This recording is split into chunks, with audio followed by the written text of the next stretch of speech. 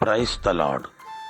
கிறிஸ்துவுக்குள் எனக்கு மிகவும் பிரியமான என் அன்பு சகோதர சகோதரிகளே, ஆண்டவராகிய இயேசு கிறிஸ்துவின் நாமத்தினாலே உங்களுக்கு மிகுந்த சமாதானமும் நல்ல சரீர சுக பலமும் இருதயத்திற்கு மிகுந்த ஆறுதலும் உண்டாவதாக என்று நான் உங்களை வாழ்த்துகிறேன். நம்ம ஊர்ல பொதுவா ஒரு பழமொழி சொல்வார்கள், முற்றத்து முல்லைக்கு மனம் இல்லை. வேதத்துல இயேசு ஆண்டவரும் சொல்லியிருக்கிறார், சொந்த ஊரில் தீர்க்கதரிசிக்கு எந்த மதிப்பும் இல்லை என்று சொல்லி. பிரியமானவர்களே, இன்றைக்கு நம்மை சுற்றிலும் சபைகளும் தேவ ஆலயங்களும் பெருகி கொண்டே வருகிறது. ஆனால் மனுஷருக்குள்ள ஆலயத்திற்கு போகணும், ஆராதனைக்கு போகணும், வாய்ப்பு கிடைக்கும் போதெல்லாம் வேதத்தை வாசிக்கணும், தனித்திருந்து ஜெபிக்கணும், இந்த விருப்பம் குறைந்து கொண்டுதான் இருக்கிறதை தவிர,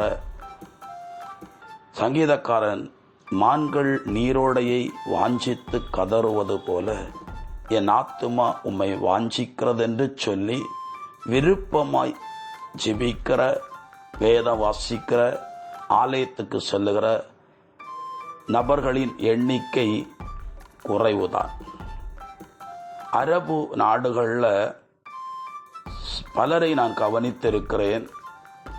எங்கேயாவது ஒரு ஆராதனை நடக்கிறதென்று கேள்விப்பட்டா, அல்லது ஒரு திருப்பலி நிறைவேற்ற ஒரு குருவானவர் வந்திருக்கிறார் என்று கேள்விப்பட்டா, அவ்வளவு தாகத்தோடு கூட கூட்டம் கூட்டமாக வருகிறார்கள். காரணம், சரியாய் வெளிப்படையாய் தேவனை ஆராதிக்க சபைகள் இல்லை, ஆலயம் இல்லை. இப்போதான் கொஞ்சம் ஆராதிப்பதற்கும் ஆலயத்திற்கு போவதற்கும் சில இடங்களில் சின்னதாக அனுமதி கொடுத்திருக்கிறார்கள். அந்த நாடுகளில் தனித்திருந்து ஜெபிப்பதற்கு வாய்ப்பில்லாமல் கூட்டம் கூட்டமாக அறைகளில் தங்கியிருக்கிறவர்கள் பரிதவிக்கிறதையும் நான் பார்த்திருக்கிறேன், கேட்டிருக்கிறேன். அப்போ எல்லாம் எனக்கு உணர்த்தப்பட்டது, தாகமுள்ள மனுஷர்களுக்கு ஆராதிக்க வாய்ப்பில்லாத சூழ்நிலையும், தாகம் இல்லாதவர்களுக்கு எவ்வளவோ வாய்ப்புகள் வசதிகள் இருக்கிறது, அதை பயன்படுத்தி கொள்ளாமல் இருக்கிறார்கள். சங்கீத புஸ்தகம் திருப்பாடல்கள் 122 அதிகாரம் 1வது இறைவார்த்தையில், ஆண்டவரது இல்லத்திற்கு போவோம் என்ற அழைப்பை நான் கேட்டபோது அகமகிழ்ந்தேன் என்று சொல்லி சங்கீதக்காரன் தாவீது எழுதுகிறார். தாவீதுக்குள்ள ஆண்டவரை எப்போதும் துதிக்க வேண்டும், ஆண்டவருடைய சமூகத்தில் அதிக நேரம் காத்திருந்து ஜெபிக்க வேண்டும், பழைய ஏற்பாட்டின் நியாயப்பிரமாண புஸ்தகங்களை அதிகமாய் வாசிக்க வேண்டும், தியானிக்க வேண்டும் என்கிறதான அந்த உணர்வும் அந்த விருப்பமும் அதிகமாய் காணப்பட்டது. சவுலை கண்டு பயந்து ஓடக்கூடிய அந்த காலத்துக்கு முன்பு வரைக்கும் அவர் அதிகமாய் ஆலயத்திற்கு சென்றவர். நீங்க கேட்கலாம், சாலமோன் தானே ஆலயம் கட்டினார், அதுக்கு முன்னாலே எங்க ஆலயம் இருந்தது என்று. அன்றைக்கு பெரிதாய் ஆலயம் இல்லாவிட்டாலும் சீலோ என்று சொல்லக்கூடிய இடத்துல தேவனை தொழுது கொள்வதற்கு ஒரு ஆலயம் இருந்தது. அங்கே பலி செலுத்துவார்கள், அங்கே போய் ஜெபிப்பார்கள். அப்படித்தான் அண்ணா தனக்கு ஒரு குழந்தை வேண்டும் என்று அந்த ஆலயத்திலிருந்து ஜெபித்தார்கள். அங்கே ஒரு ஏலி என்கிற தலைமை குரு இருந்தார்.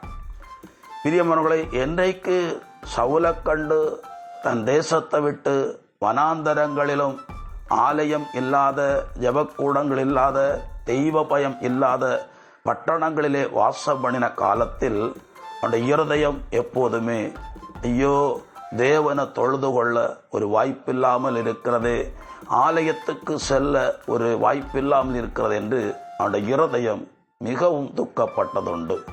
என்றைக்காவது ஒரு ஞாயிற்றுக்கிழமை ஆராதனைக்கு போகாமல் இருக்கும்போது அல்லது ஆலயத்திற்கு போகாமல் இருக்கும்போது அப்படிப்பட்ட ஒரு குற்ற உணர்வு யாருக்காவது உண்டாகிறதா?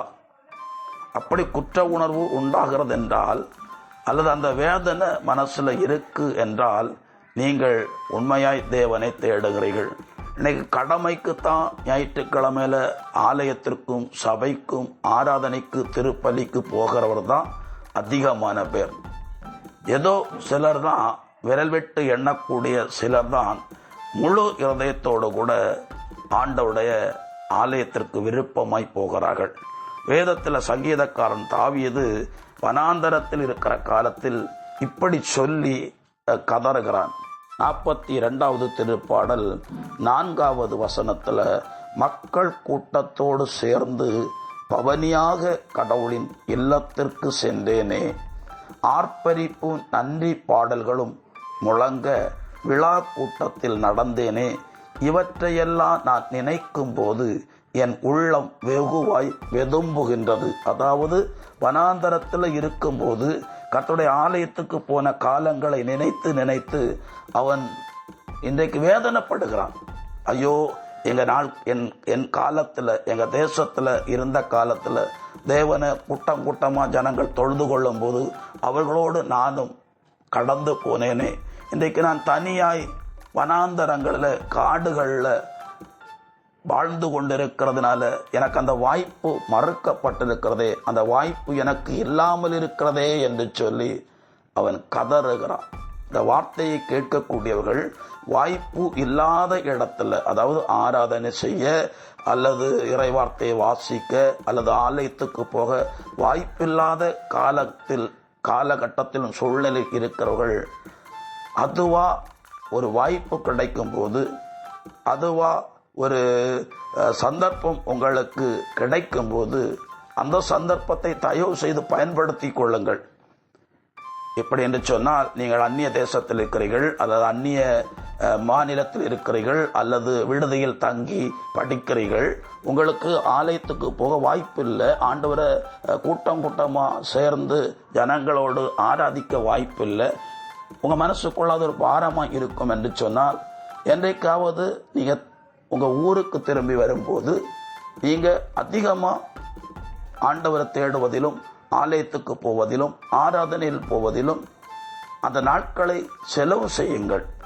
அப்படி நீங்கள் செலவு செய்யும் போது நீங்கள் இதுவரைக்கும் ஆலயத்து போகாத காலத்தில் உள்ள அந்த குற்ற உணர்வுகள் உங்களிடத்திலிருந்து மாறும்.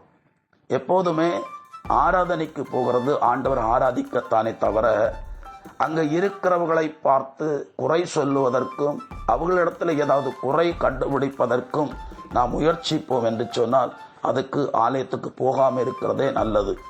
ஆண்டவரத்தில் ஒப்பு கொடுப்போம். சங்கீதக்காரன் தாவீதை போல ஆண்டோடைய ஆலயத்துக்கு போவோம் என்கிற யாராவது அழைக்கிற அழைப்பை கேட்டால் சந்தோஷத்தோடு கூட அந்த வாய்ப்பை பயன்படுத்தி ஆண்டவரை ஆராதியுங்கள். அப்படி ஆண்டவரை ஆராதிக்கிறதுனால கிடைக்க போகிற நன்மை என்னவென்று சொன்னால், என்னை மகிமைப்படுத்துகின்றவனை நானும் மகிமைப்படுத்துவேன், என் நாமத்தை மகிமைப்படுத்துகிற எந்த இடத்திலும் வந்து நான் உன்னை ஆசீர்வதிப்பேன் என்று ஆண்டவர் வாக்கு கொடுத்திருக்கிறார். ஆண்டவரை நேசித்து அவரை தொழுது கொள்ளுகிறவர்களுக்கு ஆண்டவராகி தேவன் தன்னுடைய சகலவிதமான ஆசீர்வாதங்களையும் அப்படிப்பட்டவர்கள் மீது பொழிகிறார். தானியேலும் நண்பர்களும் ஆசீர்வதிக்கப்பட்டதற்கு மிக முக்கியமான காரியமே, பாபிலோனிலும் கர்த்தருக்கு பயந்தவர்கள் கர்த்தருடைய சித்தம் நிறைவேற்றுவார்கள் என்று எசாயா 48ஆம் அதிகாரத்தில் எழுதியிருக்கிற பிரகாரம் அவர்கள் அந்த தேசத்தில் கைதிகளாய் கொண்டு போகப்பட்டவர்கள்.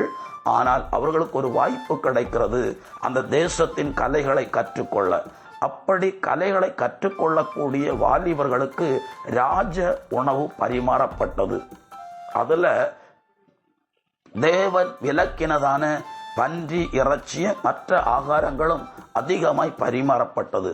அநேகம் பேர் ஆகாரத்தை கண்டதும் கர்த்தருடைய சட்டத்திட்டங்களை மறந்து போனார்கள். ஆனால் தானியேல் தன் நண்பர்களோடு சேர்ந்து இந்த உணவினால் நம்முடைய ஆத்துமா தீட்டுப்படாதபடிக்கு நம்ம ஆத்துமாவை பரிசுத்தமாய் காத்துக்கொள்ள முயற்சிப்போம் என்று சொல்லி சமையல்காரனிடத்திலே போய் எங்களுக்கு காய்கறி ஆகாரத்தை செய்து தாரும் என்று கேட்டான். அவனும் ஆண்டவருக்கு ராஜாவுக்கு பயந்து முதல்ல சம்மதிக்காமல் போனான். இருந்தாலும் இவர்கள் ஒரு 10 நாள் தவணை கேட்டார்கள். அந்த 10 நாளில் இறைச்சி ஆகாரம் சாப்பிடுகிறவர்களை காட்டிலும் எங்களுடைய முகம் களையாய் இருக்கும், அப்படி இருந்தால் தொடர்ந்து அந்த காய்கறி ஆகாரத்தை தந்தால் போதும், ஒருவேளை இறைச்சி ஆகாரம் சாப்பிடுகிறவர்களை காட்டிலும் எங்கள் முகம் வாட்டமாயிருந்தால் நாங்கள் ராஜா கொடுக்கிற போஜனத்தை சாப்பிடுவோம் என்று சொன்னார்கள். 10 நாளில் காய்கறி உணவு சாப்பிட்ட கர்த்தருக்கு பயந்து கர்த்தருடைய நீதி நியாயங்களை கடைபிடிக்க வேண்டும் என்று நினைத்த தானியேலுக்கு அந்த காரியம் அனுகூலமாய் முடிந்தது. இறைச்சி ஆகாரம் சாப்பிட்ட வாலிபர்களை காட்டிலும் தானியேலும் நண்பர்களும் மிகவும் முகக்களையோடு காணப்பட்டார்கள். ஆகவே அந்த சமையல்காரன் ராஜாவிட சட்டத்துக்கும் திட்டத்துக்கும் பயப்படாம தானியேலுக்கு தானியேல் விரும்பின பிரகாரம் சைவ உணவை கொடுத்து அவர்களை நடத்தினான். 3 வருடத்திற்கு பிறகு அசைவ உணவு சாப்பிட்டவர்களும் சைவ உணவு சாப்பிட்டவர்களும் ராஜாவுக்கு முன்பாய் நின்றார்கள். ஆனால் தானியேலும் அவருடைய 3 நண்பர்களும் விசேஷ ஞானமுள்ளவர்களாய் விளங்கும்படி கர்த்தருடைய வார்த்தையை விசேஷமாய் கடைபிடிக்க வேண்டும் என்று விரும்பினதின் நிமித்தம் எதையெல்லாம் இழந்து எதையெல்லாம் இழக்க தியாகமாய் தங்களை ஒப்புக் கொடுத்தார்களோ அதற்குரிய பலனாய் ஆண்டவர் அந்த தேசத்தில் உயர்ந்த அரசாங்க உத்தியோகத்திலே அவர்களை கொண்டு வந்து அமர்த்தினார். என்னை மகிமைப்படுத்துகிறவர்களை நானும் மகிமைப்படுத்துவேன். மகிமைப்படுத்துவது என்றால் என்ன? எந்த இடத்துல ஆண்டவர் தொழுது கொள்ள வாய்ப்பு கிடைக்கிறதோ, எந்த இடத்துல தொழுது கொள்ள வாய்ப்பு கிடைக்காட்டாலும் கூட ரகசியத்தில் இருந்து இருட்டறையில் இருந்து ஆண்டவரே நான் உம்மை துதிக்கிறேன் என்று யாரெல்லாம் விருப்பத்தோடு தங்களை ஒப்புக் கொடுக்கிறார்களோ அத்தனை பேருக்கும் ஆண்டவர் கிருபையாய் நன்மைகளை கொடுத்து அவர்களை கனப்படுத்துகிற மகிமைப்படுத்துகிற தெய்வம், நாம் ஆராதிக்கிற தெய்வம். ஒப்புக் கொடுப்போம். எங்களை அதிகமாய் நேசிக்கிற எங்கள் அன்பின் பரலோக பிதாவே, இந்த இறை வார்த்தைகளை கேட்கிற ஒவ்வொருவரையும் கர்த்தராகிய தேவன் தம்முடைய கரத்தினாலே தாங்கும்படி உயர்த்தும்படி வழிநடத்தும்படி ஜெபிக்கிறேன். தேவனை தேடுகிற விருப்பத்தை இருதயத்தில் வைத்து இவர்களை நடத்துவீராக. நீரப்படி செய்கிற தயவை நினைத்து நான் உம்மை நன்றியோடு துதிக்கிறேன், ஸ்தோத்தரிக்கிறேன். இயேசு கிறிஸ்துவின் பெயரால் ஜெபிக்கிறேன். ஜெபங்கேளும் ஜீவனுள்ள நல்ல பிதாவே, ஆமேன். God bless you. சமாதானம்.